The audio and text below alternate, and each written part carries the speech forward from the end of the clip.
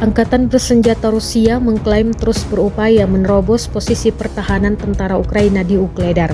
Rekamannya beredar di Telegram pada Jumat 21 Juni 2024. Militer Rusia mengerahkan penembak jitu menyisir parit-parit tentara Ukraina. Selain itu, persenjataan seperti drone peledak hingga mortir juga dikerahkan menembaki tentara Ukraina. Dalam keterangan unggahan disebutkan, pesawat serang Rusia dari kelompok timur mengklaim sukses menerobos posisi angkatan bersenjata Ukraina di dekat Ukledar. Berkat tim erat kami, pengalaman dan semangat untuk victory, orang-orang kami semakin dekat dengan Ukledar, klaim Rusia.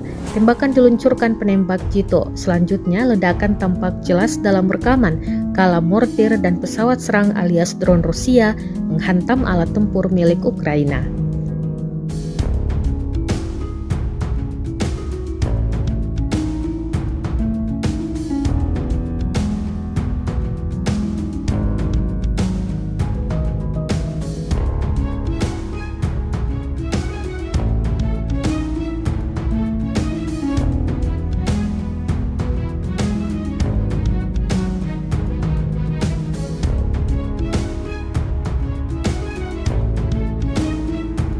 Download Tribun X sekarang, menghadirkan lokal menjadi Indonesia.